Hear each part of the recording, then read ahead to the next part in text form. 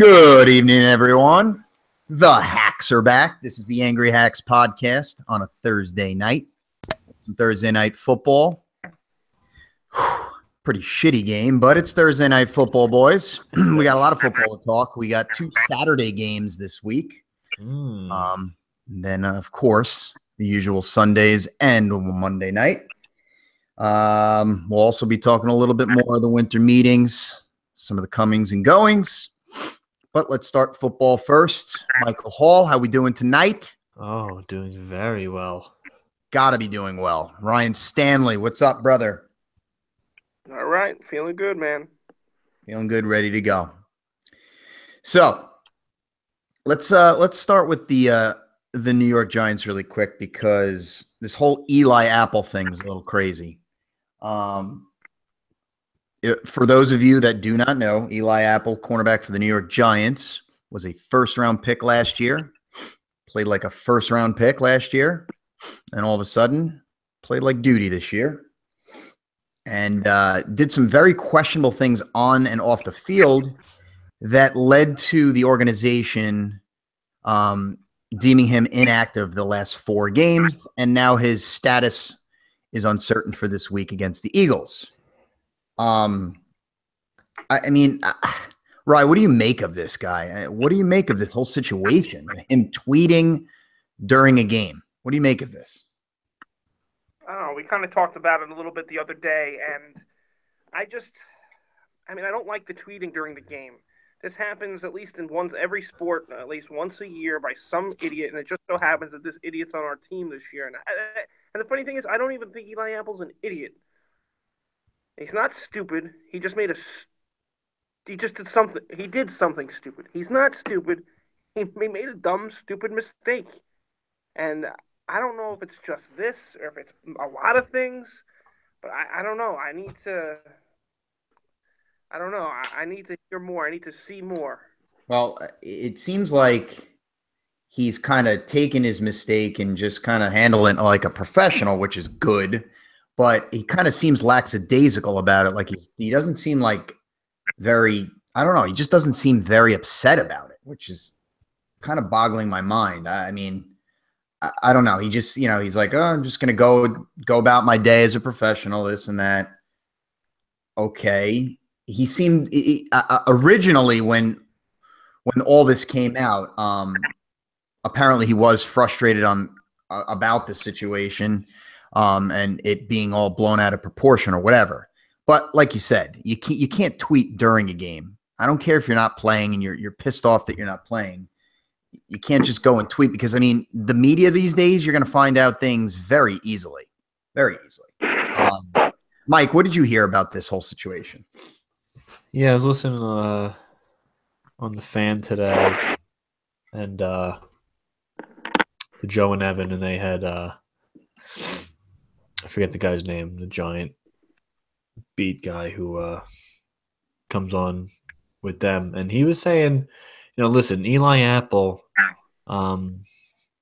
he hasn't played well this year. That's first and foremost. And even Spags has said it. Spags has said, there were a couple games this year where Eli Apple played really, really well, and they absolutely have to get him back to that.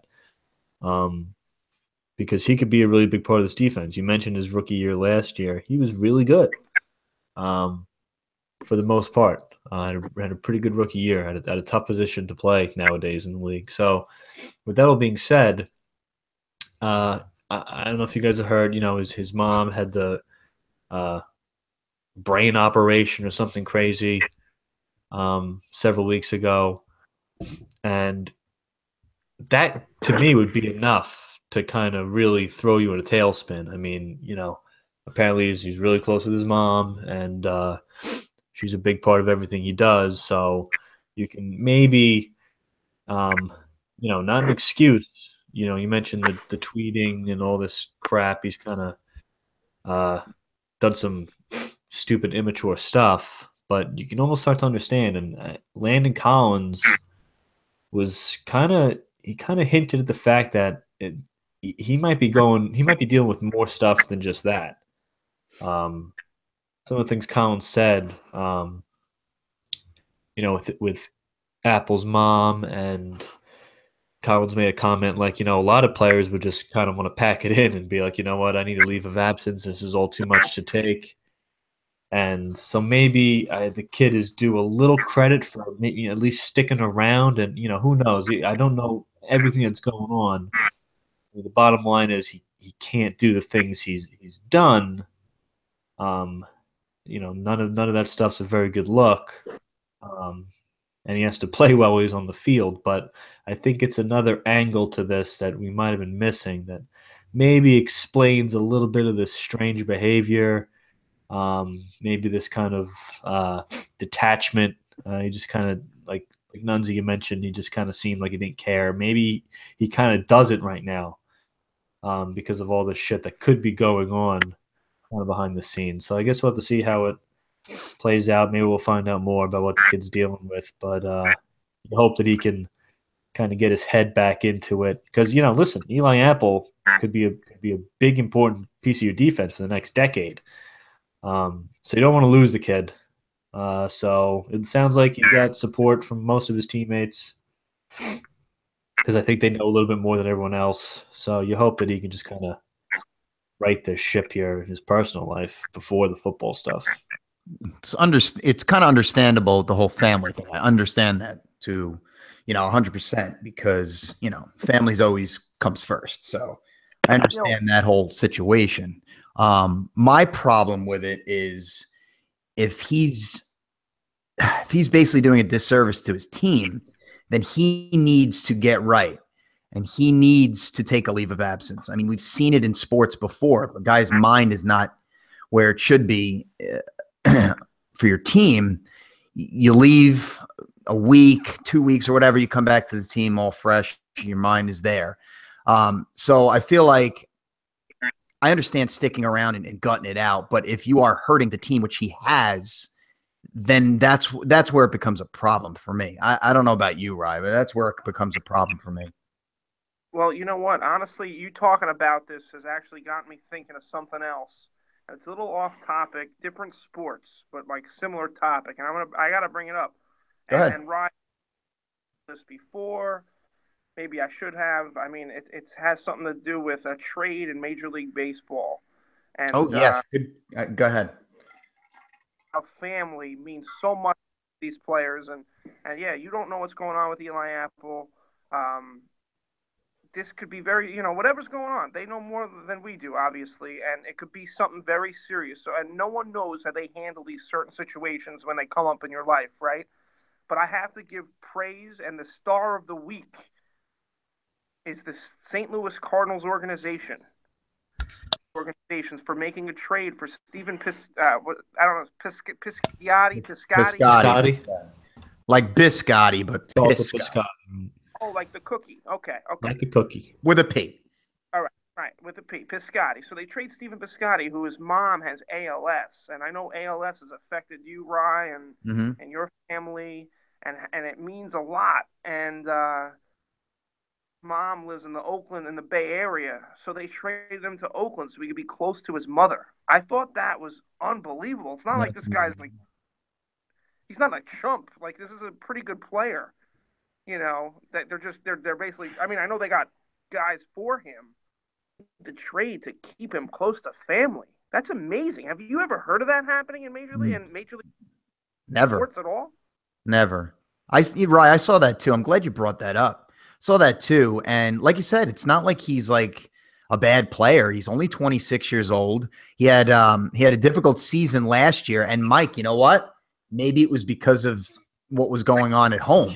Yeah, that he had a rough season because he was like in his rookie year, he was, I think, 6th or something in the rookie of the year voting, hit over 300. He had a really good season. Then he just had a rough one last year. And this is why probably, we didn't know back then, but the whole thing with his mom and having ALS, this is probably why. And it kind of screwed him up in his mind, and it hurt him on the field. And now we're seeing that. But Ryan, I'm so glad you brought that up. And I thought you especially would like that story. Absolutely, man. So, but yeah, I'm a little off topic, but You know, I wish Eli Apple and his mom. I wish them the best. I hope things somehow the ship is, you know, it rights the ship somehow, and I hope she's okay. I have no idea what this is, but I hope she's okay, and I hope he's okay. Yeah, I mean, do you kind of see where I'm coming from in a way where I'm saying, you know, I definitely understand his situation and am remorseful for that. But if he's kind of hurting the team, he's got to do something about it. Take a leave of absence, get away from the team. You know, I know that the organization would be behind him if it's a family issue. I know that they would never go against him if they understood that this is a family matter and he's got to be with his family at this, you know, time. At this time, I mean, you see, I think Derrick Rose is going through some stuff right now too. Yeah, that's another one, and I know the Cavs are fully behind him, whatever he wants to do. So no, you're right. I agree. If he's hurting the team, just take some time. We're not gonna real serious thing, obviously. So if you need the time, take it. Just even when you're hurting and when you're in pain and things are not going your way, you still have to be responsible for your actions. Mm. And we all cope and deal with things in different ways. But if there's a support system around you that can help, you got to use that. And if maybe they could figure something out where, hey, maybe it's the rest of the year. Be with your mom. Come back in training camp fresh or in, you know, OTAs or whatever, you know? Right. This is the perfect time to do it, too, because this team is going nowhere, obviously, and there's only a few games left. Right. But, I mean, it's a difficult situation, I guess, for him. So, I mean, I'm with you. Hope everything goes okay, but I think he needs to make a decision about what he's doing. I mean, being inactive, he's not hurting the team right now. I guess maybe he is not being on the field, but I don't know. I guess it's a tough situation, tough decision to make as an organization. It's really strange. And him tweeting about it, well, not about it, him tweeting during a game is really mind-boggling, though. I mean, it seemed like I read something where it seemed like he was saying, like, you know, I didn't really understand it was wrong when I was doing it, which is kind of weird. I don't know. That just seems weird to me. Well, as long as he learns from it. And, yeah, exactly. I mean, you do it once, you do it again, then you're a friggin' idiot. Right. But yeah, right. I don't think that's going to happen. Me neither. Somebody take his phone away. I have another quick story to tell, and you know what? Maybe he didn't feel like it was wrong because if he's inactive, he's not in his jersey, right? Right. No, but he's on the sidelines. So, no, he is on the sideline. But you know what? You have your phone on you. I don't know. Maybe just second nature. But yeah, if he does it again, that's stupid. But side note, he's still a second-year player. And I heard a story the other day about Zach Randolph during his rookie season. And he's in his rookie season, and, you know, they're on the road. And he says to a couple of veterans on the team, and Steve Kerr was one of the veterans on the team. Amazing that they played on the same team together. But he says to Kerr and another guy, I forget who, but he's like, oh, when do we go home for Christmas? And Kerr was like, we don't. He said, what do you mean you don't go home for Christmas? He's like, this isn't college, Zach. This is the NBA, and it's different. And he just didn't know. Because something like he just 4 years. I mean, I don't even know if he went 4 years, but his years at college and high school, you still go home for the holidays, and in NBA, you play on these days. And it's just like these guys can be a little naive and not understand what's going on around them and what is correct and what's not. I mean, it's a little different, but Eli Apple's still a young guy in the league. It's a good point. It's time to mature. You know, it's not and Zach Randolph over time. Right. I mean, and we as fans of our team, you know, we're very reactionary. And, you know, even it doesn't matter if a guy is a rookie or he's a 12-year vet. We still react to situations. And if they're the wrong situation, we get on players for that. It's just what we do as fans. And sitting thinking about it now, you're right. He's a second-year player. They're going to make dumb mistakes as a young player. And listen, if he rights the ship, then we forget about this, don't we? Yep. Well, let's get to the game a little bit. I don't want to talk too much about it because there's really not much to talk about it. The funny thing is, until like yesterday, I didn't even realize we were playing Philadelphia. Is that bad? That's bad. Yeah, it's bad. It's Yeah. it's a little not bad. your fault, but just how bad this season's gone. That's what I mean. I mean, we play Philly. It's home. And this is going to be the first game Philly has without Carson Wentz. But I still feel like we're going to get our ass kicked. I would say that's in the cards. It's always in the cards, right? Yeah, I mean, honestly, Rye, let's just skip the game. Let's see what we get from these guys. Just the effort that we get. That's all. I hope Eli has a good game. And a couple of maybe we see some bright spots with these young players because now I'm starting to look for the future. I don't just want to see what we got, like Calvin Munson and stuff like that. Mm-hmm. Yeah, I'm with you. I want to see 100% effort out there by everybody, and just play to the end of the game. And if they keep it close, that's beautiful. If they win, that's even better. I mean, if they lose and they go down fighting, I'm good with that. I'm with you. Watch the young guys get some time, and even if they get to put Davis Webb in there, that would be nice. Why not? See a little bit of what he's got. Actually, that's one thing I will talk about really quick. I would like that, but I believe he's not dressing again. Oh, really? Well, I mean, and that makes no sense. That makes no sense right there. I feel like he should at least dress for the rest of these games. Right, because you at least want to have the chance, the opportunity to maybe put him in there, in a game. Like, if something, God forbid, someone gets hurt or something and you need him in there, you don't have him. Who are you going to play at quarterback? Sterling Shepard? I mean, I know. And it's kind of pissing me off a little bit. It's kind of making me think that they're already kind of moving on from him and looking towards that draft and drafting a quarterback. I don't know. It's like a Christian Hackenberg situation. Like, oh, we made a mistake. Yeah, exactly. We made a mistake. We're not going to throw him in there. I guess he'll, try to vie for the starting quarterback position next year. I don't know. That boggles my mind why he doesn't even dress at least. I know, but the Bills will throw out Jay Peterman catalog out there. Like they'll throw out the catalog. It's just it's ridiculous, but whatever. The urban sombrero, Yeah, well, let's see how that game goes. Whatever happens, happens. But still go Giants. I mean, I know that place is going to still be rocking. It's Philly's coming in, Still be rocking there. So big news for your Packers, Michael. And I don't want to steal your thunder, so go ahead and talk about it. Well, he's been cleared. I'm sure everyone's heard. We were talking on Tuesday. We were chatting on Tuesday, and they were deliberating, I guess. They were really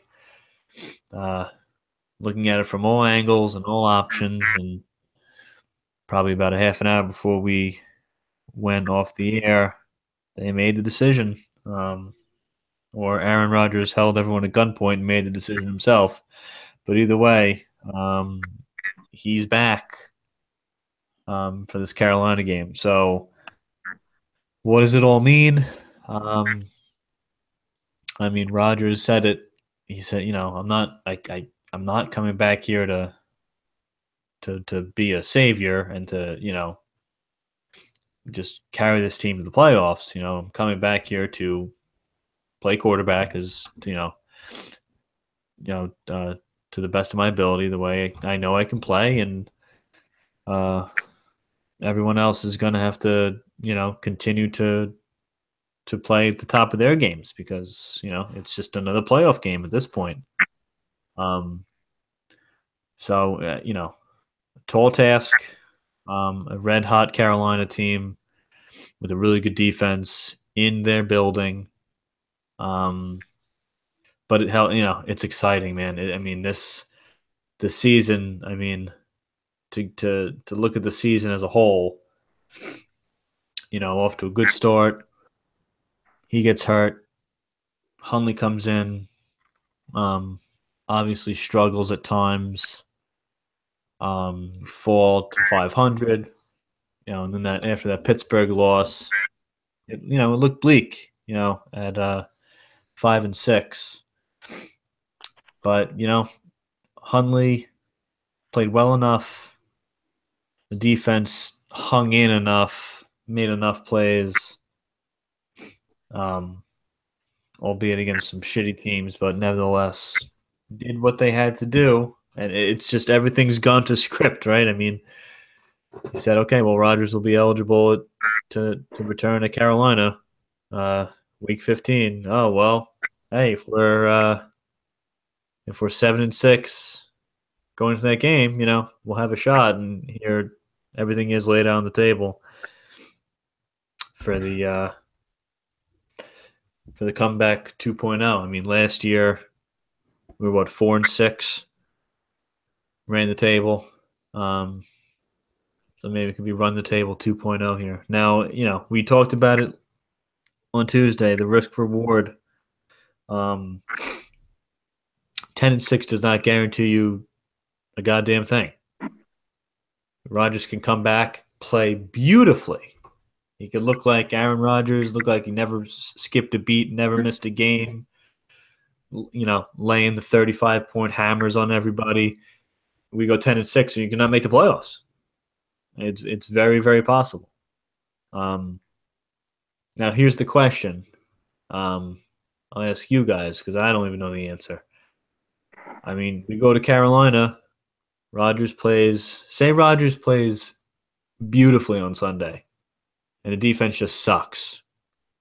Quite possible. And we lose. What do you do? Now we're out of it.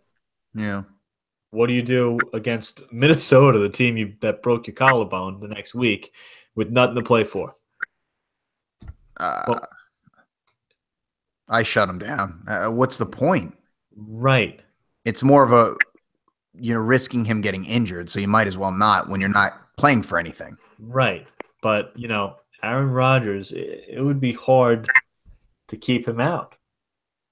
He just wants to play. And understandable, very understandable. Sure. Especially, rehabbing as hard as he did. Yeah, he's probably itching at the bit, man. He's itching. He's chomping. Right. They took a very aggressive route with the surgery because it would be the fastest to rehab. And so you play one game and then that's it. But it's a very possible scenario we're looking at. So would they be mathematically eliminated at that point? I don't know about mathematically, but all but. I mean, I think you would need Seattle and you need Seattle to finish 9-7 then, or you got the tiebreaker on them. Right. Well, let's go through it kind of quick. I mean, Philly's winning the East. Minnesota would win the North. Yeah. You got the Saints and Panthers at 9-4. Right. You'd want the Saints to lose. The Saints we do not have a tiebreak over. The Falcons we do not have a tiebreak over. It'd be really, really tough. Yeah. It's tough. You have to have Seattle lose the rest of their games. They're 8-5. They can go 8-8. Yeah.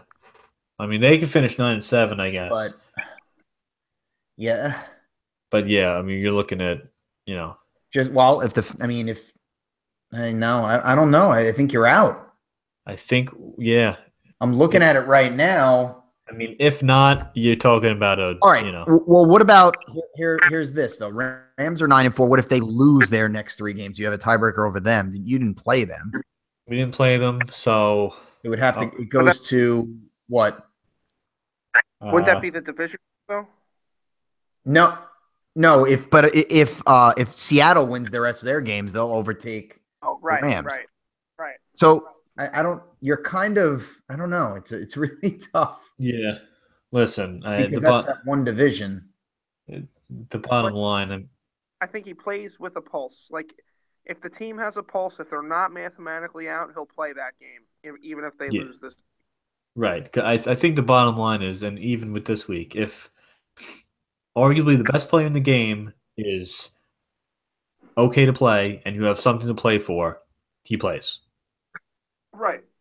Period. You don't have to, overanalyze this till we're blue in the face, but I think it's that simple. But, um, that's a scenario. Hopefully, we're not looking at.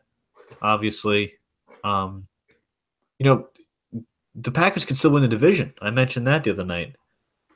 I mean, if the Packers win out and the Vikings lose out, the Packers win the division, which is kind of crazy to think of. So we're talking about 10-6 might not be good enough to get a wild card, but 10-6 could win the division. Right. So listen, there's obviously a ton to play for. Now it's getting to the game itself. We're still going to have to run the ball. I mean, playing against Carolina, it's a grinding kind of game. Jamal Williams is going to have a really nice game running the ball. And we're probably going to need contributions from Aaron Jones. Of course, the interesting dynamic here is Jordy Nelson. I mean, does he instantly come back to form? I mean, Yes. Yes. right, and we'll talk about fantasy implications later. But I mean, it's just right back to old Jordy Nelson, and we could see it. But again, like I mentioned, Carolina's got a very, very good defense. So this isn't like Aaron Rodgers is back and start selling playoff tickets. There's a lot of work to be done. But listen, it's been an exciting season in terms of it's obviously a crooked way to get to this point. Backup quarterback and all this stuff, but another fun season to watch and another fun December. Meaningful games in December. You can't take them for granted. And I don't, because I remember some bad Packers teams. Not that many, but a few. So, listen, this shit's fun, man. So, and it's Cam Newton, who everyone hates. So, but he's been running the ball really well. I think he's on pace to maybe have the most rushing yards in his career, if I'm not mistaken. Or he's got a chance to do it. Really? Yeah, I don't know if he's on pace to do it, but he's got a legitimate shot to break his own season rushing record, his own personal record. So defensively, obviously, when you play the Panthers, it all starts with stopping the run. They come at you with so many different run plays out of so many different formations, a ton of stuff, shotgun, pistol, power, all that stuff. How about those dump offs to McCaffrey too? Right. Yeah. Quick run action and just kind of screen swing pass type stuff. Mm-hmm. They put a lot of backs on the field and kind of really test your discipline, your gap discipline. And they want to run it down your throat. So I think we match up okay in that regard because I like teams that try to run it down our throat usually can't. If you want to stretch perimeter and get cute like that, I feel like we can be exploited a little. But if you're going to try to run right at Kenny Clark and Mike Daniels, you're usually not going to. So hopefully we can be stout in that regard, make Cam throw, keep him off schedule, third and longs, and that's when Dom Capers can actually draw up some stuff. I got to give credit to Demarius Randall really quick. I mean, I kill the kid. We all know another Packer fan who kills Demarius Randall. But listen, I think sometimes I can't think of the word. It escaped me. Sorry, I had a long day. I think sometimes it's a Dom Capers problem and not a player problem. And maybe Demarius Randall is just take so long to really, really learn this offense. It's almost like a quarterback having to learn a really complicated offensive playbook and system. Defense shouldn't be that hard. With Capers, I think it is. And Randall has had a really, really good year. I mean, 2 weeks ago, we shut down Mike Evans. He held him to 2 catches. Last week, Josh Gordon, okay, he kind of tore up zone coverage early in the game, but he only finished with 3 catches because they really went to more man, and Randall kind of shadowed him for the second half, and Gordon didn't really do much. So, I kill the kid, so I got to give him a ton of credit. He's got 5 picks this year. He's finding the ball. He's playing well when you really need him, because losing King for the year sucks, because that kid was having a great rookie year. I mean, every single freaking year we're just decimated in the secondary. House hurt, probably out again. So, Randall, props to him. He's got to keep it up here. He'll probably be on Funyuns, Funchess. Funny Funchess. Funyuns, whatever. So, Aaron Rodgers is back at quarterback, so you got to like the Packers' chances. Well, I'll tell you one thing, too. If anything, the ratings are going to go up in that game. Yeah. Just because he's on the field. Yeah, and I think that, that's a good point. That kind of – we talk about the all-pro injury team, right? Mm-hmm. I think NFL fans are just itching to get one of these guys back. Yeah. Like if Odell Beckham would just, his injury wasn't as serious and he was just playing, a lot of people would tune in to watch the Giants, even if they were, whatever their record is. You're right. People miss these stars. You know what I mean? Yeah. Hell, even a rookie like Dalvin Cook, if he came back, you might be flipping through the games on your Sunday ticket and you stop at the Vikings. You go, oh, shit, Dalvin Cook, maybe a budding superstar here. Let's watch this because we're missing so many of them. So, yeah, it's a good point. That's a really good point. And I think that goes for all of football too. Every week I feel like when we break down some of these games or looking at the schedule, we keep looking at it and be like, wow, there's not a good game on the damn schedule. What the hell? It's because the stars are not out there. Yep. We can't find a good game because they're not going to be competitive with those good stars. We talked about that all-pro injury team. It's rough. And now one of the stars is coming back this week. I mean, I'm going to check it out. Even though the Giants are at 1-2, I'll be flipping back and watching a little of the Packers. Why not? I did the little playoff machine, Mike, while you were discussing. Yes. And yes, if they lose, no matter what I tried all these teams to lose.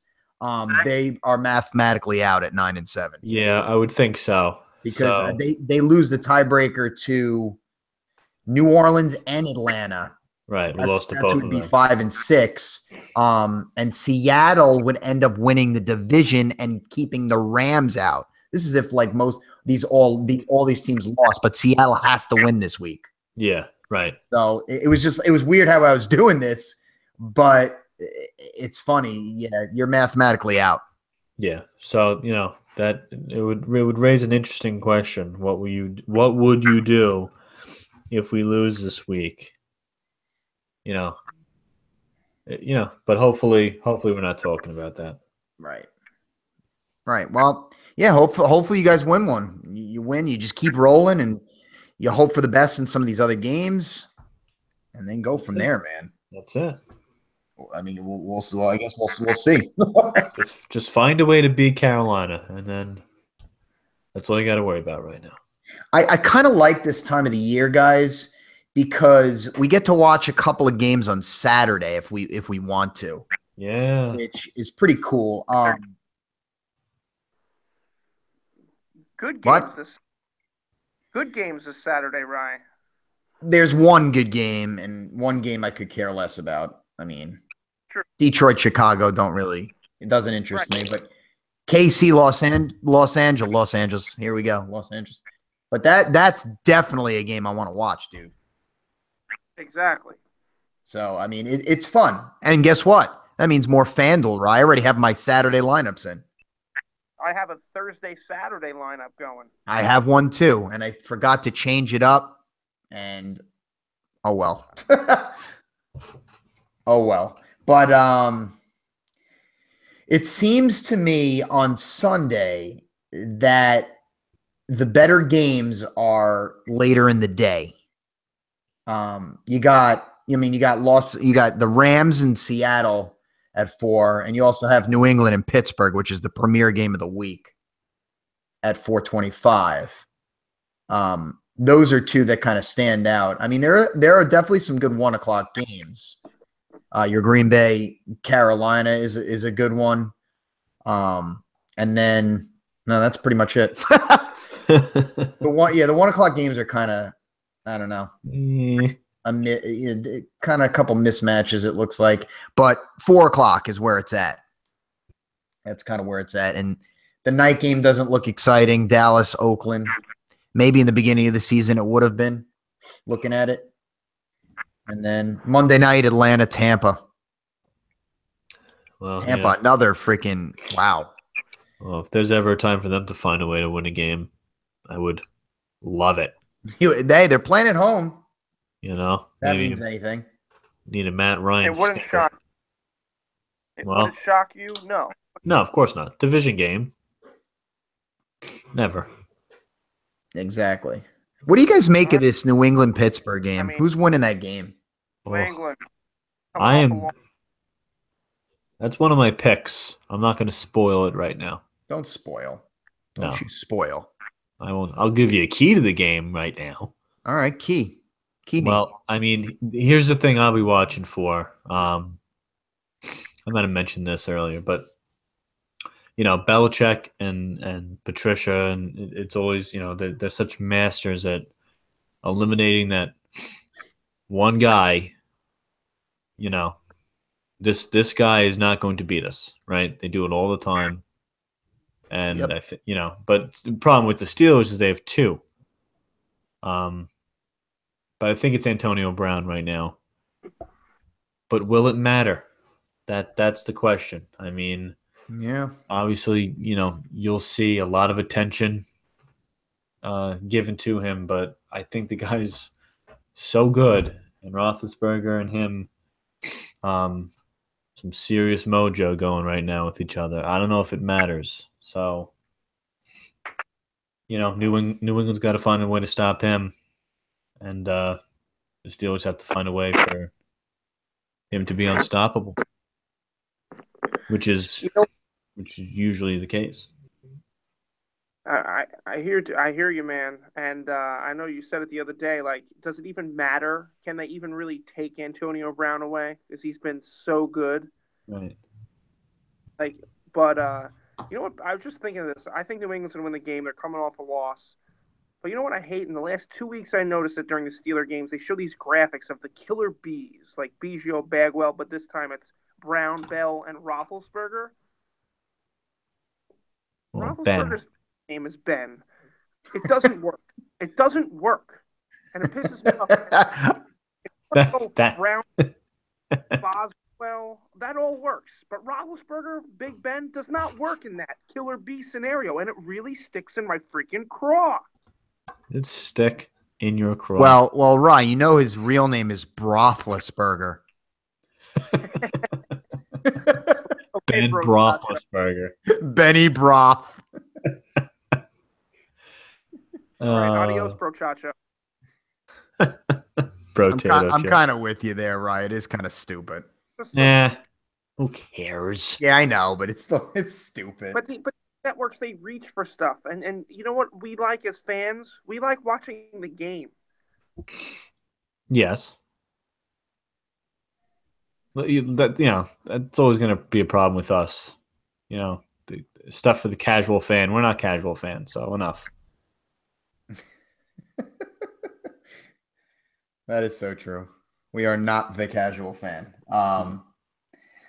For me, I'm having a tough time kind of going through this game. I think it's going to be a really good game. I don't know what the weather is like, Mike. You're the weather guy. I don't know what it's going to be like up in Pittsburgh. Geez. Well, I heard maybe some moisture. Okay, some moisture. Yeah, we'll have to see. I mean, I talked about Pittsburgh's offense, but let's not remember New England has a pretty good offense too. Oh yeah. And Pittsburgh's D, I think they were kind of low key, kind of sneaky, like not as good as everyone thought they were, even before Shazier got hurt. I mean, they kind of, I don't know, tough, but I think still definitely vulnerable. And losing Shazier, I mean, that kid had already grown into a leader on that defense. Yep. Aside from how well he plays and how fast he is, and but the main communicator for that defense. So that's going to be a problem. I mean, this game, I don't know what the over-under is, but I can see this game easily into the 60s. Both offenses having little trouble putting points on the board. Yeah, that's for sure. You're right. The other game at 4, that Rams Seattle game, is very interesting too. Oh yeah. I mean, I really, I picked the Rams in the beginning of the year, but I didn't think they were going to be this good. I really didn't. I didn't think they were going to have a top 5 offense. That's for sure. I thought the defense was going to lead this team this year. And, at times the defense has looked very good, and they have some very good individual players on that defense. But this offense, Jared Goff has come a long way since last year. Gurley is back to rookie season Gurley. And, they're finding ways to win. Yeah. And they the last time these two teams met, it was a very low scoring game, and I think Seattle pulled it off. There it is, 16-10. Is this game going to be a low score again, or are we going to see some points? I'm just going to say points. Gun to my head, I say points. Yeah, probably. Or somewhere in the middle. I mean, more than 16-10, but I would say not quite a shootout. I mean, if someone wins this game, 27-20 or Right. 28-24, I don't think that would be crazy. Yeah, that's about right. Where is this game? It's in Seattle. It's in Seattle. Yep. That's a tough go for the Rams. It is. We know how that fake arena is. Oh, don't even get me started. The Hawks Nest. Oh, the 12. Oh, Mike, you would have loved this. So, a little side note. I work in a school, obviously, so I see thousands of friggin' kids every day. And this one kid had a Seattle jersey on. He's walking through the halls. We were doing testing, so I was proctoring in the hallway, right? And I was sitting there on my computer, and this one kid with the Seattle jersey, and I couldn't see who he had on there. Then he turned around, and he had number 12 on there, and it said "fan." You know what? That's horrible. But you know what? I got to call out my own people too. Do you? Listen, you don't really see it unless you're in Wisconsin, but so many people, Packer fans, wear the jerseys with owner on the back. Oh my God. You know what? I love my people, but burn those. I mean, come on. It's so fucking pretentious. You don't own the team. You don't own the team. You can fire Mike McCarthy if you want. Really? Why? Because you paid $250 for a little sheet of paper? Like, come on. Stop it. Which I still wish I did, by the way, so I could hang it on my wall, but I missed the last resale. Idiot. Oh, boy. But burn those jerseys. And then it could be part of your you could it would lead your obituary. Co-owner of the Green Bay Packers, Michael Hall, has passed away this evening. And listen, at the old age of 90. God, I hope I make it that long. I don't know if I do actually. No, actually, no. You might not. If I make it like 85, just drag me out back and shoot me. Oh, man. Christ. Yeah, so I see the kid. I mean, he was a sixth grader, so I'm not going to get on him. No, get on him. My head. I should? Should I get on him? Yeah, because obviously his parents are failing. So you nip that shit in the bud. Fan. Number 12. Fan. Come on. I know. Come on. I know, man. I know. I have Seattle in this game. I think they're going to win the game. I don't know why. I don't like Seattle. I really don't. This is why they're going to win the game. Russell Wilson. Russell Wilson. That's it. That's all I'm going to say. He's very good. Very good. Very good. But I mean, I'll say this real quick. Go ahead. If Aaron Donald can eat those interior linemen alive, which he probably will, yeah, that makes it tough even for Russell Wilson. Absolutely. So I would definitely keep a close eye on that A gap and Mr. Donald. I'm with you. The only thing I will say is Russell Wilson is probably the best QB in the league at slipping out of those little, dangerous situations. I mean, He's good. He's good at that. He'll just come out of nowhere. Yeah. It makes him that good. And then once he's gone and he gets by those linemen, Jesus. He's very 20 to 30 yard rush. He's very dangerous. Oh, I see what you did there. I did that. Did it. Oh, hi, Mark. I did it. I don't know. Looking at any of these other games, is there any other game worth talking about, really, guys? No. I like it. I like it, Ryan. I think we should just move on to some FanDuel stuff. Let's do it. Okay, so here we go. We're going to do some FanDuel values, some must plays, and our new segment, FFF, Funny FanDuel Faces. The funny faces of FanDuel. All Love sports, it. No one's safe. No one's safe. All right. Quarterback. Which Quarterback. Who says that? Keyshawn. Yes, Johnson. Keyshawn, quarterback. Quarterback. I hate it. He's a great quarterback. Guys, my must play this week is Drew Brees at 8,400. He's my must play. He's had a very non-Drew Brees type of year because he hasn't had to be Drew Brees because of that running game. But I think this is where he comes out. Okay, I could see 20 plus FanDuel points for him, hopefully 3 touchdowns. So I like Drew Brees as a must play. And my only other quarterback I'm going to put down, and Rye, this is like a piggyback off last week, how you picked Eli Manning at the minimum. I'm picking Nick Foles at the minimum. Yeah, at 6,000. He's just got a lot of weapons, guys. He's got a lot of good weapons on that offense. And he's a very capable quarterback. I mean, remember, he threw 7 touchdowns in a game for the Eagles. I mean, I know that was years ago, and he's way past his prime, but he still can be a serviceable quarterback. And I feel like at the minimum, you got to throw him in a couple of tourneys here and there. No, I agree. Well, so those are my 2 Qs. Rye, what do you got for me? I got a few. I got 3 right around the same price point. I got my man. This is like 3 weeks in a row that I want. Is this guy 7,300? He is 7,300, and his name is Jimmy G. That is your baby. I'm riding this guy till the end of the season. This guy. The Niners made a great trade here getting this guy. But anyway, Jimmy G at 7,300. His yardage has been there. He only had 1 touchdown last week, but once the touchdowns start coming, yeah, 20 fantasy points. He just needs more. He just needs more weapons. I'm sorry to cut you off, Ryan. He just needs more weapons. All right, he does. He has 1 weapon, and I'll get to him later. Okay.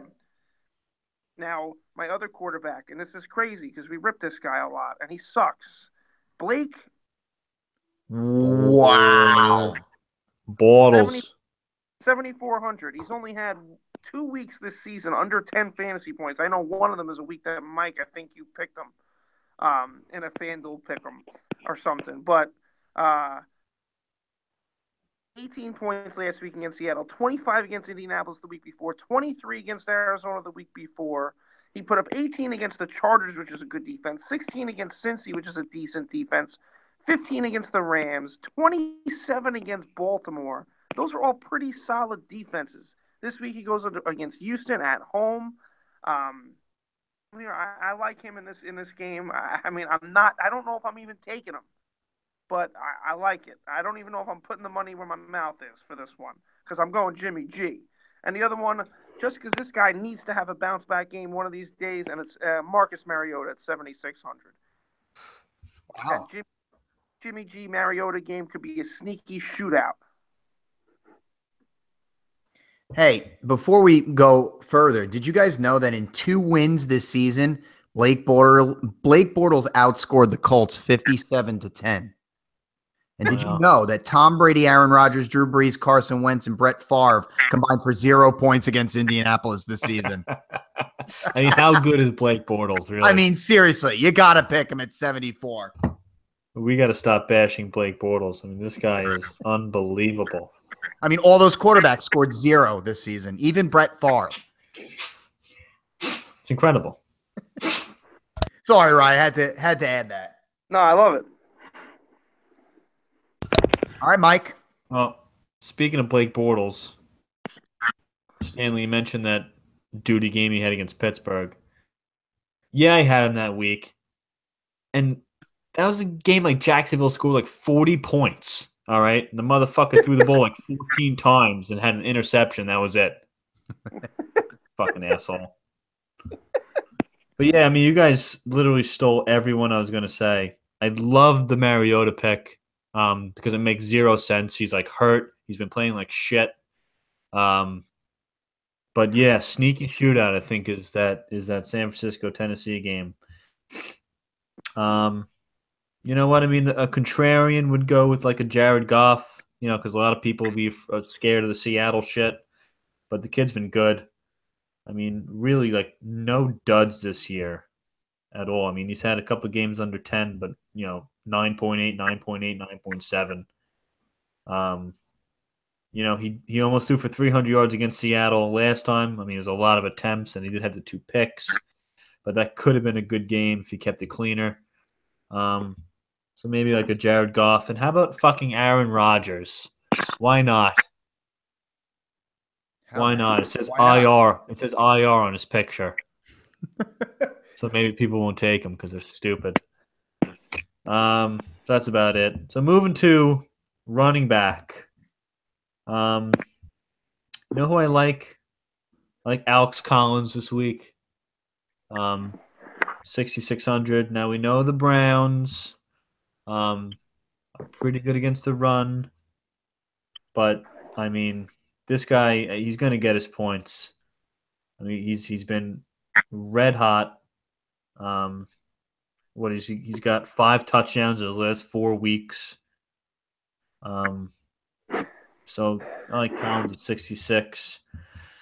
I mean, the big guys. I mean, Bell 9,400 for Le'Veon Bell. I mean, that's a lot, but you love the matchup. Kamara, the concussion sounds like he's going to play, but he's finally at that price point where you really have to think about it.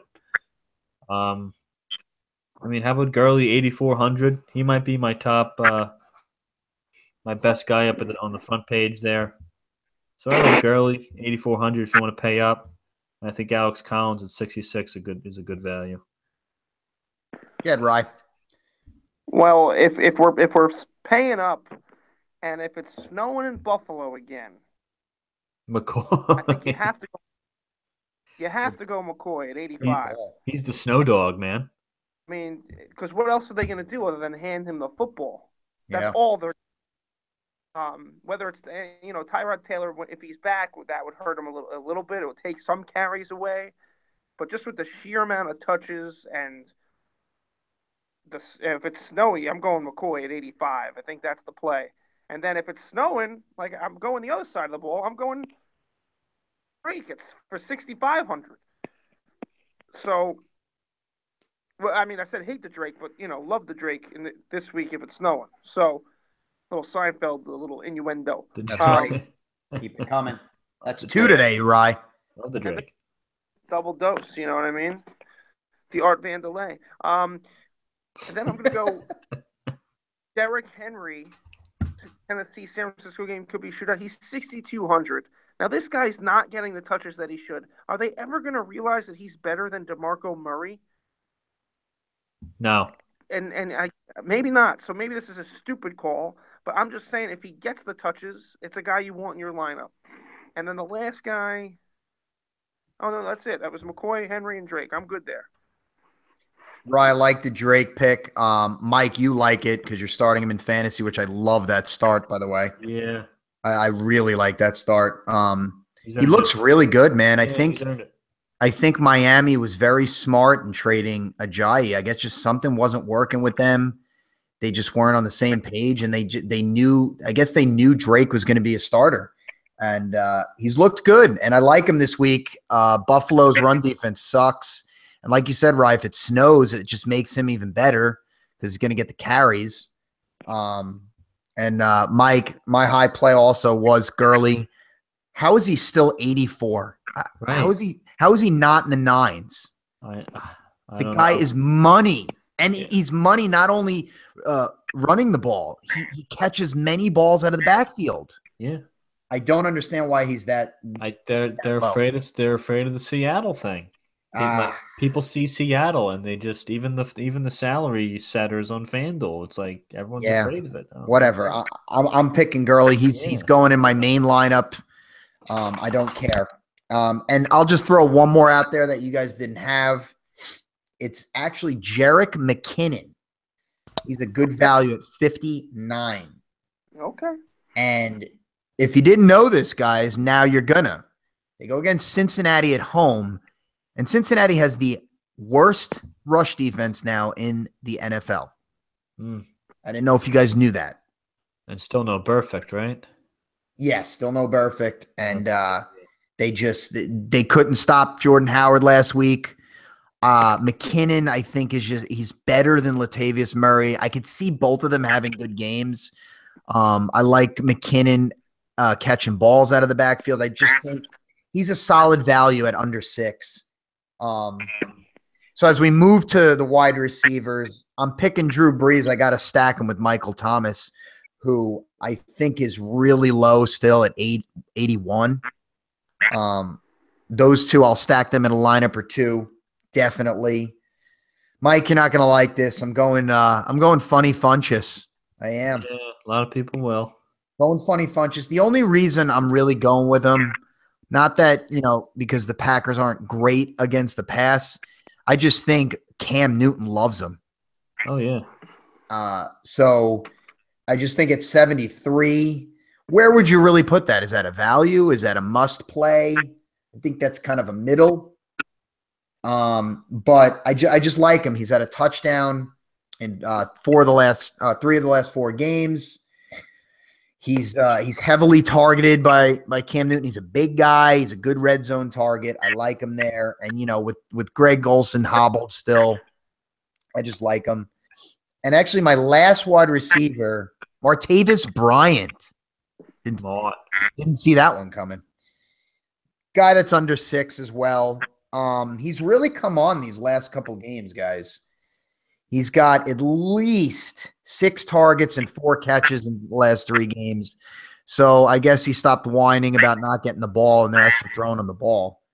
And like you said, I mean, Brown is definitely matchup proof, but if Belichick's gonna be doubling him all night, because I could see that happening.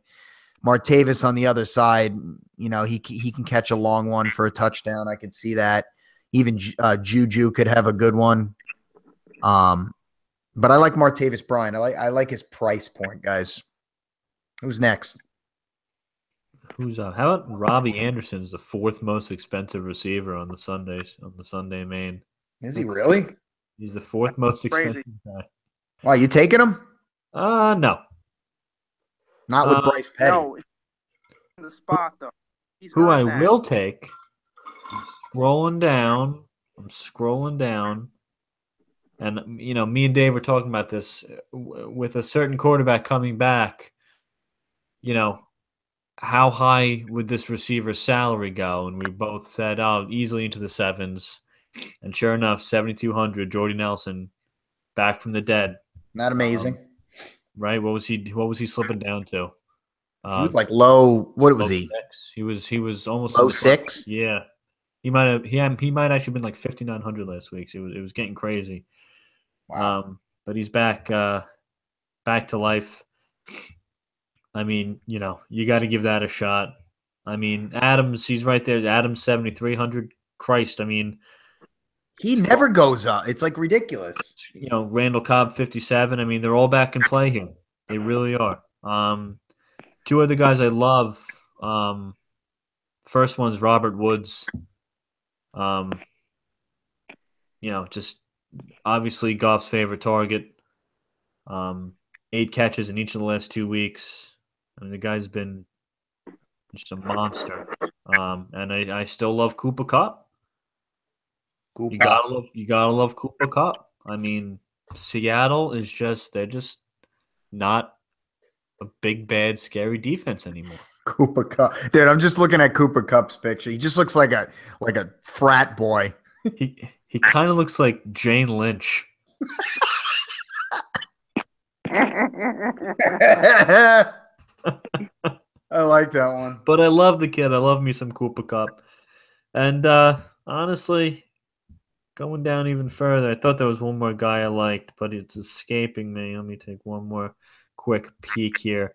No, I think that was it. I mean, Packer receivers all back in play. And I love the Rams, both Rams guys. I just want to point out, guys, that the last 3 weeks, his first 3 weeks of playing D.D. Westbrook, he caught his touchdown like I said he would. Yeah. 16.6 points. Just letting you know. Oh, he's on my list, right? He's on my list. Lead it off, man. D.D. Westbrook is the value play at 5,700 at the wide receiver. And then I got a middle-of-the-road kind of value play as well. And my boy, Goodwin, who is just a target machine with Jimmy G. The Jimmy G Goodwin connection, and I'm waiting for that touchdown to happen. He's putting up 13 fantasy points the last 2 weeks without a touchdown from Jimmy G. It's going to happen. Jim G.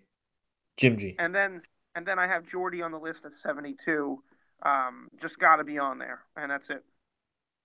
That's it, baby. That's it. You guys know me and tight ends. So, I mean, we say it every week.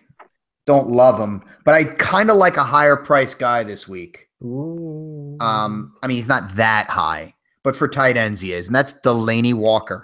Oh, dude, I love it. I love him this week. Like you guys said, both of you said, I think this could be a shootout, a very sneaky shootout.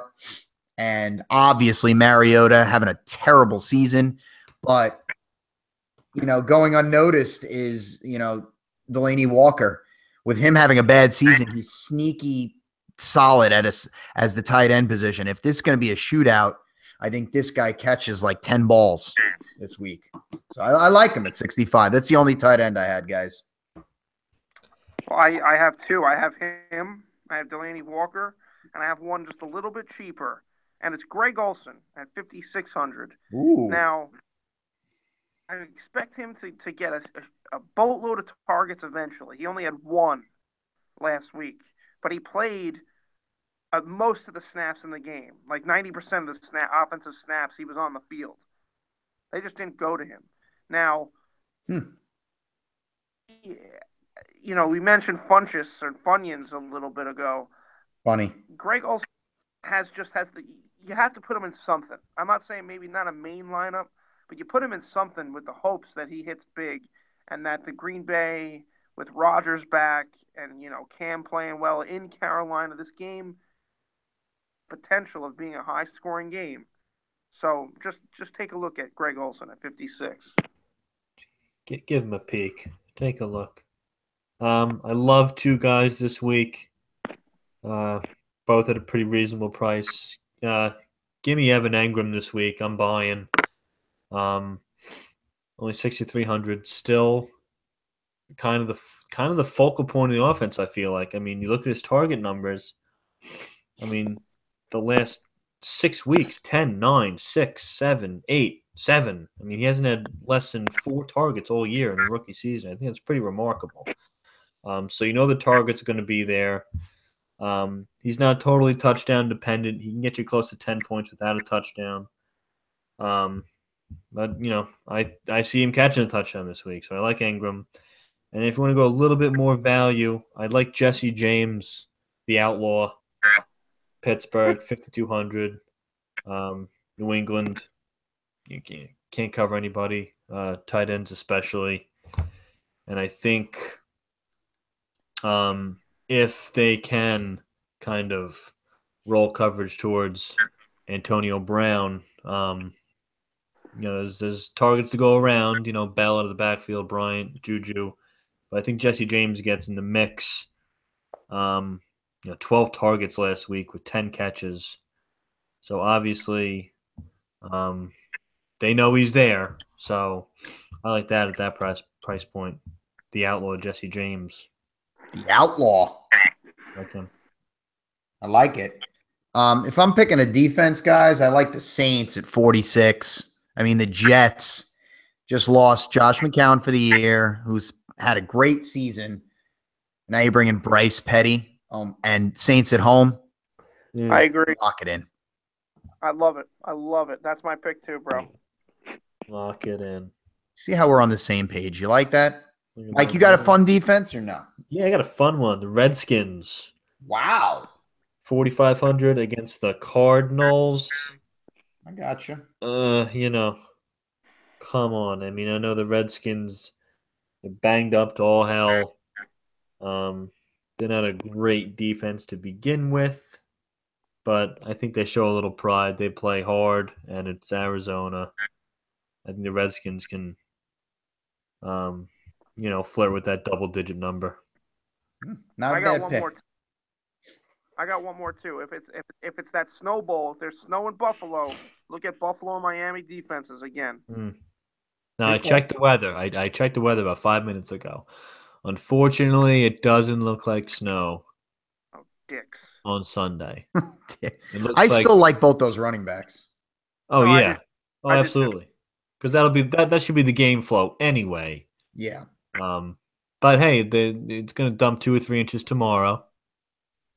So it's going to be cold Sunday. So, typical Buffalo weather, just not the blizzard we're looking for. How about the Jags at almost 6,000, guys? It's crazy. Holy cow. It's crazy. And you know what? People will buy up for them. I might in a team or two. I mean, I would. It's the perfect storm. DJ Yates? Yeah. I mean, come on. And you know what's funny? Week 2, they had -1 points against Tennessee. Yeah. Very odd. Yeah, absolutely. Very odd. Okay, so now we're on to our new little segment, Funny Fanduel Faces. Unfortunately, the viewers at home don't get to really see it unless they go and search. So they just get to listen to us laughing about it. Well, listen, if you're listening, write them down and do yourself a favor and go find I'm laughing already, and I'm not even looking. Who wants to go first? All right. I have 2 funny ones. Are we gonna do 2? Or you want to do 2 per? Because we can't get too crazy. Yeah, 1 to 2. If you save some in the back pocket. Okay. So keep this going. Like we said, the player list is a finite list, so it doesn't go forever. So that being said, hockey. Oh, I got to go to hockey. All right. I think hockey is a great field to pick these from. You get a lot of silly looking European guys, Right, and the like. I don't know if these guys are even European, but my first guy. Now I got to find his price. Yeah, I know he's a winger. Is this for the tomorrow games? Yeah, right. Yes. Okay. Yeah, the Friday. We all know this guy. Justin Abdelkader on the Red Wings. He's a winger. Winger. He's 4,400. You type in ABD. He looks like, you ready? To me, he looks like one of those TV vampires that just came out of the shower. What's with that wet mop on his head? It was probably right after a game or something, or practice. And then that wry smile. Like he's a weird looking dude. He's a weird looking dude. All right, now this next one, it's making me laugh already. I'm a little unprepared. I believe he's a defenseman. Okay, yeah. He's a defenseman. His name is Klaus Dahlbeck. Okay. the name itself. He's 3,500. Last name starts D-A-H-L. Klaus Dahlbeck. Let me know if you get him before I go into my. Oh, I got him. Okay. This is Klaus Dahlbeck. Okay. He's not the like German villain from an action movie, but he's like the sidekick. He's the Like he's the right hand man to the brains of the evil operation. It's like, he looks like one of the sidekicks from Die Hard. Like he looks like one. He works at Kia at night. Yeah, he almost looks like a Dick Tracy villain, like a Dick Tracy character. Like Klaus Dahlbeck. I like it. I like it, man. All right, those are mine. Those are good. Oh, all right. I'll go, I guess. Yes. What we got? What sport? We kind of. Well, I stayed in the football realm, Okay. so Football. Me too. Good. So I mean, I already went over this, as we were warming up, but Josh Dobbs, man. Josh Dobbs at 6,000 the minimum. I mean, does he not look like an African American alien? I mean, he is just disgusting. It looks like he's like Black Sloth.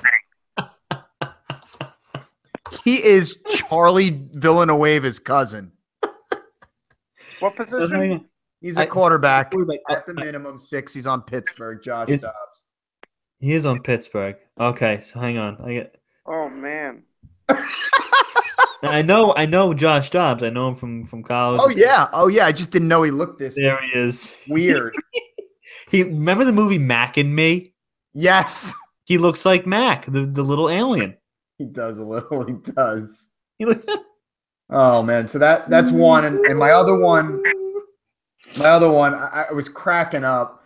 It's at 4,500. His name is Josh Reynolds. What position? He's a wide receiver. Okay. I think I know this guy. And I'll get there first. Are you there? Yeah. I'm not even there. Hold on. Can I just say something? Can I say something real quick before you do it? I saw this guy. I couldn't come up with a joke, so I can't wait to hear. I got one. Wait, this is my guy. All right, then I'll tell you who he looks like. Let him go. Jeez. Go. So he kind of looks like a ABC or a CBS sitcom black grandma. like put a nightgown on him. He's got the curly hair with like the wisdom, always got the wisdom. Yeah. I was gonna say he looks like he could be a Keegan-Michael Key guy from the East-West Bowl. Yeah, he does look like that. That or like Lionel Richie or something. Kind of looks like Robin Roberts. Oh man! All right, those are my two funny faces. Go ahead, Rye. Well, I got one that's actually on board, the Keegan-Michael Key East-West Bowl. If you go to 4,500, wide receiver from Carolina, Brenton Burson. Yeah. He looks like Dan Smith from BYU. Hold on, I got to get there. I know who he is. I just got to get there. Nuns, you know who this looks like? Is a kid that we used to coach. Hold on, I can't. There's so many. Oh, Does he remind you of a kid that we used to coach? It's not Krug, is it? Krug. Chris Krug. That looks like an adult Chris Krug. It does. That kid was a pisser, man. I like that. Oh, man, that is great. Right, you got another one? I do, and it's one that we've seen so many times, and I don't think we've ever said this. Go ahead. But if you go to Kicker. At 4,500, Phil Dawson looks like he could be my father. I look like he's 5 years old in that picture. Phil Dawson looks like the guy that just barbecues every night. Like a perfect Saturday for Phil Dawson is cleaning out his garage and then barbecuing. Definitely has an apron that says "Kiss the Cook" too. Like he plays his White Snake CDs and cleans out his garage. Definitely Wrangler jeans. Yeah, dude, just. Oh my God, guys. So fun. That is fun.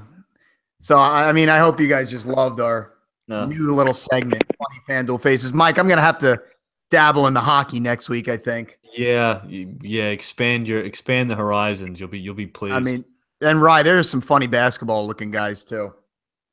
Yeah, I know. So we're going to have to, I'm definitely going to have to be more prepared for this one for next week. We got to remember that segment. But here we go. Here's our favorite segment. We got our week 15 picks.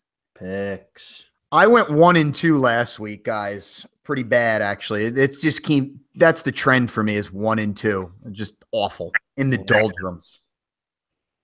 I don't even know what I did, but my shining moment this year is that I picked the Cleveland Browns a week and they covered. That's pretty good. It's not easy to do. All right. I'm gonna start it up because I don't think I usually start it up. So let me start it. I went a little nuts with this first pick, but I don't think it's that nuts. The spread's insane, but I don't think so. I've been talking about it all night. I got New Orleans minus 16 against the Jets. I have a feeling they're just gonna blow them out badly. I feel like the Jets might not score again this whole season with Bryce Petty. It's just my feeling. So I like New Orleans. Next pick, Arizona-Washington game. I'm going to go Arizona plus 4.5. They may not win the game, but I think they cover that. Washington's not that good. They really aren't. Their offensive line's beat up. And Arizona, they could still get after you. They're not a bad defense still. So I like them in this game. And I'm actually going to a Saturday game, boys, for my third one. I'm going to pick that Chicago-Detroit game. And I'm going Chicago plus 5. I just think that's too big of a spread. Chicago played great last week on the road against the Bengals. Detroit, I mean, Stafford's kind of hurt. I like Chicago's pass defense. I like Chicago. So New Orleans minus 16, Arizona plus 4.5, Chicago plus 5. Boom. I like that Chicago pick. I didn't pick them, but I like that. I'll quickly go. I got Go Mike. I got your home. I got your boys, the Packers, at plus 2.5. It's home. You got Rodgers back. It's enough said. They're getting 2.5. Saturday, Ryan. I'll go Chargers minus 1. Go Chargers, go. Go Chargers. And there's another game I like in there. There's another 2 games I like, but I'm going to go New England off the loss, minus 3. Okay. Good times. All right. Well, I'm touching the money. Taking the Packers. Get it. Plus 2.5. I mean, staying hit on the head. I mean, Rodgers is back. It's a must-win game. I'm putting my eggs in the basket. I am taking the Steelers. Ooh. Getting a field goal at home. You know what? I don't know if I have a good explanation for you. I just think Pittsburgh is gonna win the game. Honestly, I mean they're saying New England is 6 points better than them on a neutral site. I don't think that's the case. So I think the spread's a bit off. So give me Pittsburgh at plus 3. And this one, we talked about it a little bit. Yeah, I was 2-1 last week, and my only loss was Tennessee. I'm taking them again. Oh, I just think this is. Go ahead, Ryan. What? I say this is where I was. This is my other game. So go. Tell me what you're going to say, and I'll tell you what I was going to say. Well, listen. I love Jimmy Garoppolo. The guy still has never lost a start in his NFL career. Whatever, 4 or 5 starts, whatever it is. But San Francisco favored? I know Tennessee has their issues, and they're coached by Mike Mularkey. Bunch of malarkey. But I think San Francisco being favored is a little silly. Oh, and I like a Mariota bounce back.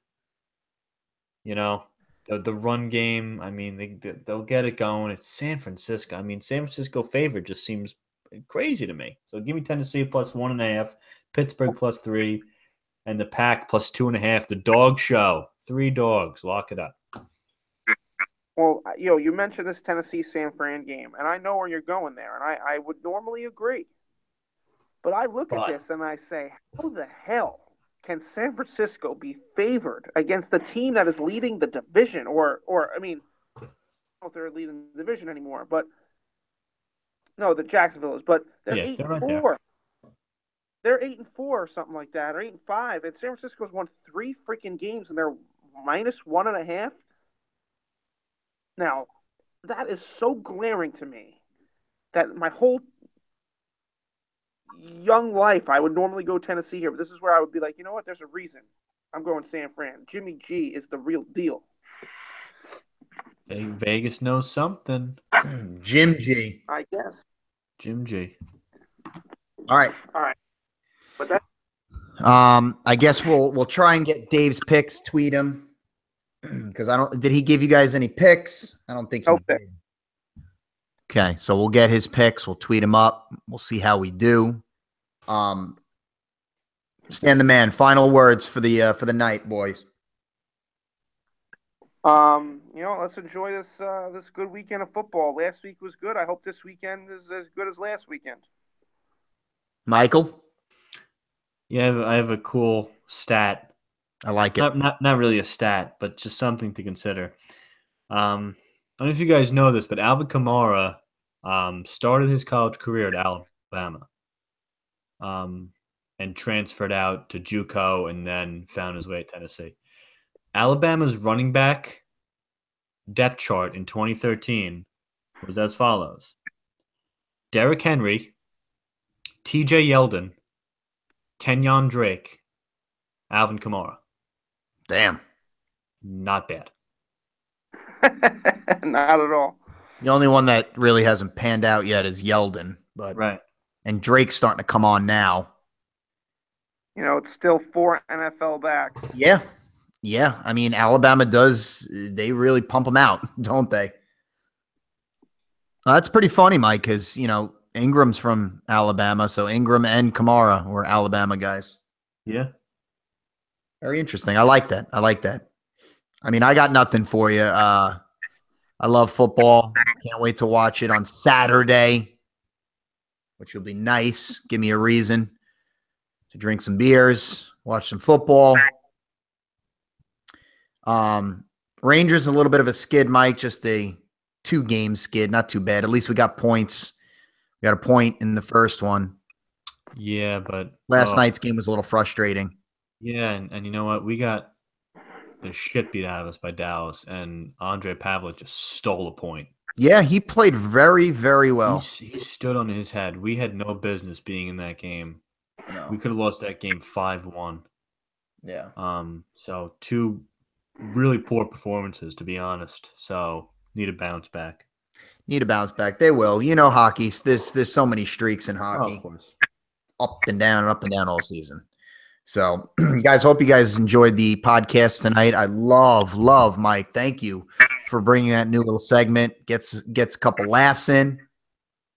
We're gonna prep and get even better next week with those faces.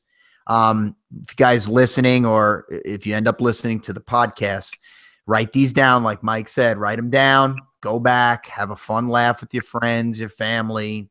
It's a good time. We just like making fun of people anyway, so doesn't matter.